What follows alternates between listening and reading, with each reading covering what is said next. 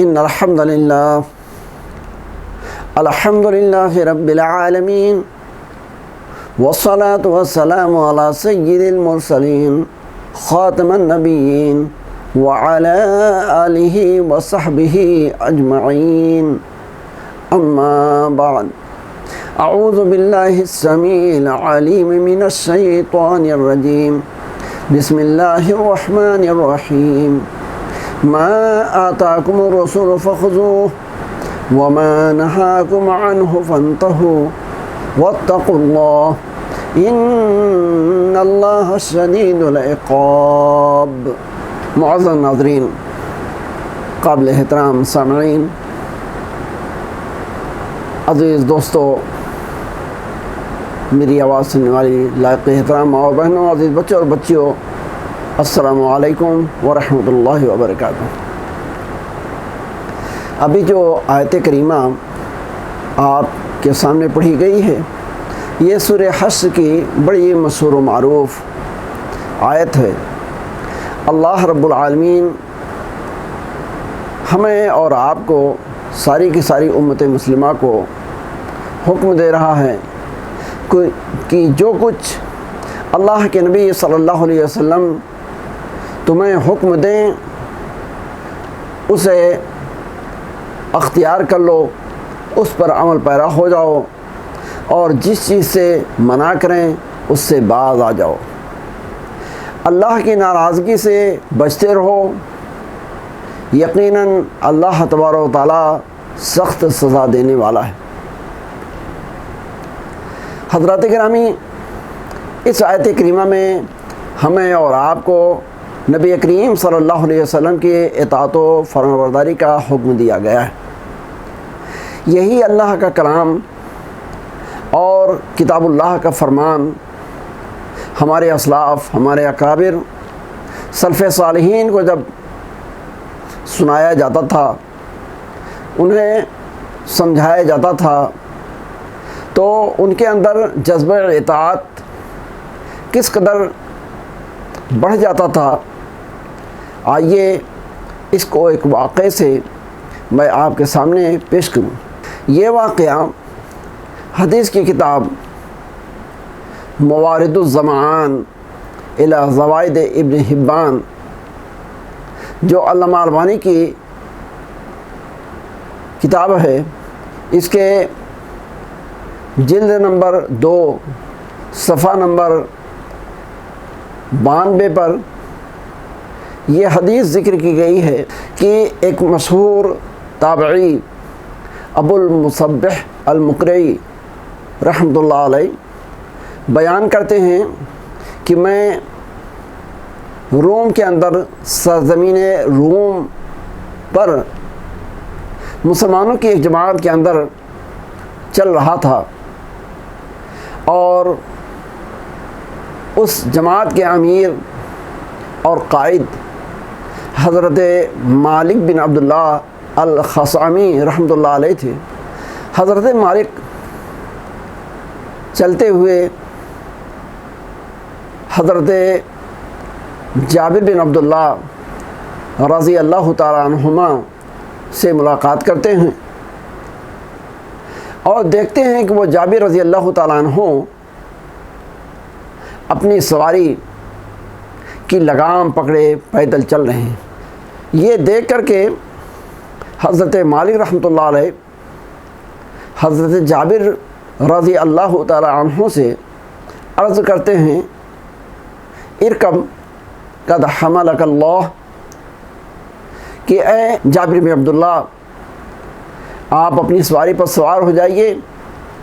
اللہ تبارک و تعالیٰ آپ کو اس کی توفیق عطا فرمائے۔ حضرت جابر رضی اللہ تعالیٰ عنہ انہیں جواب دیتے ہوئے فرماتے ہیں، اصلحوا دابتی واستغنی عن قومی وقد سمعت رسول اللہ صلی اللہ علیہ وسلم یقول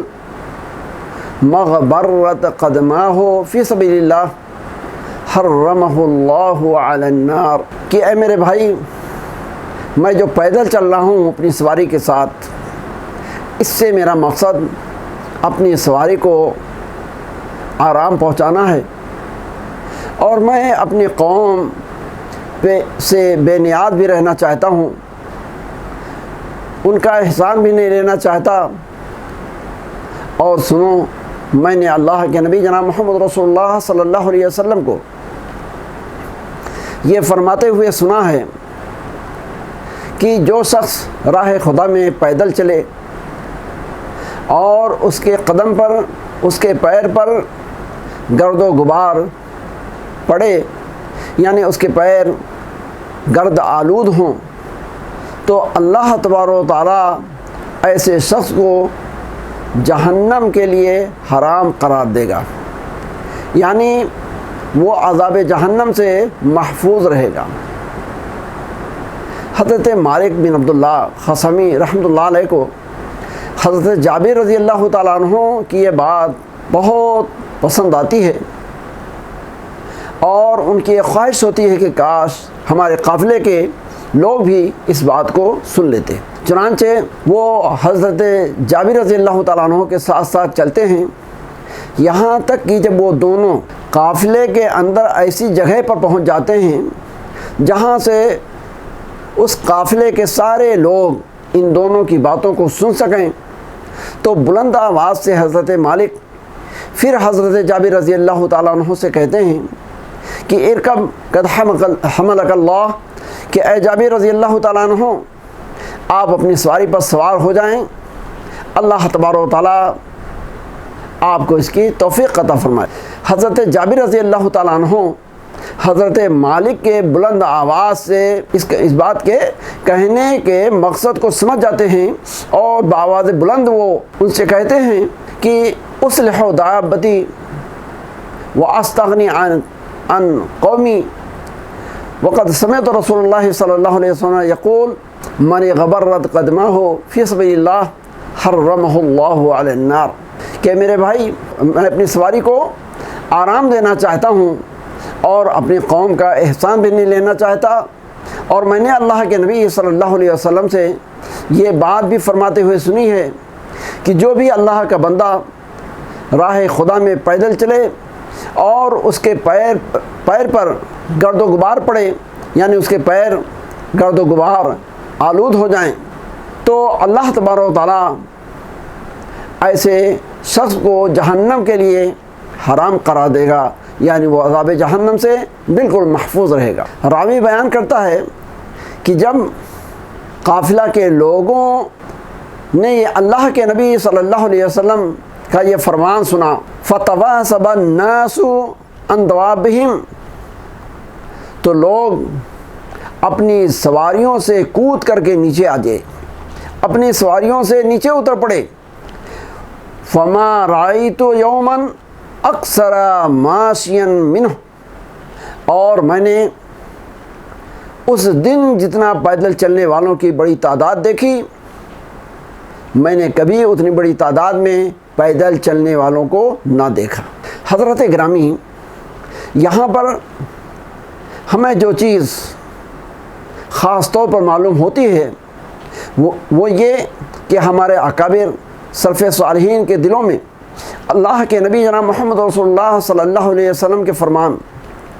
آپ کے ارشاد، آپ کی حدیث کی اس قدر عظمت تھی کہ وہ فرمان رسول سنتے ہی اس پر عمل پیرا ہو جاتے تھے، اور اس میں ذرا بھی تاخیر یا دیر کرنا پسند نہیں کرتے تھے۔ حضرات گرامی، سلف صالحین کا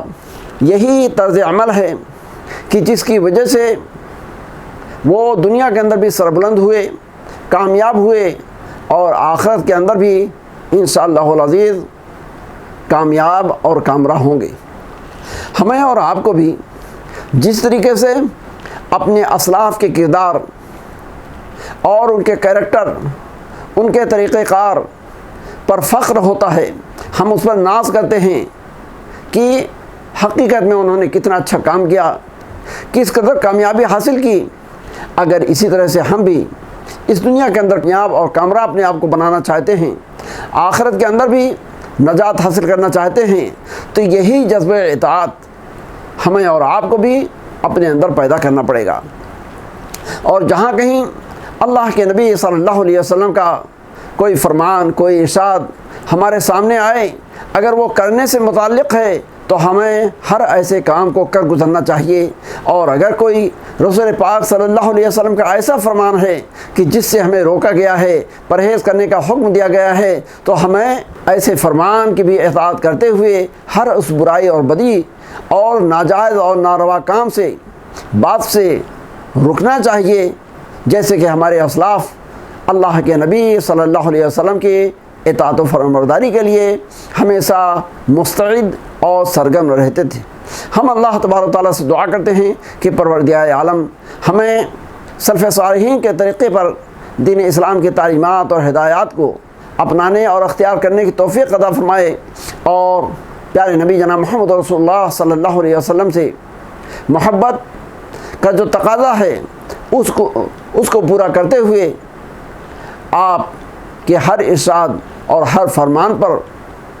عمل پیرا ہونے کی توفیق عطا فرمائے، آمین۔ اقول قولی ھذا استغفر اللہ لی ولکم ولسائر المسلمین فاستغفروہ من کل ذنب انہ هو الغفور الرحیم۔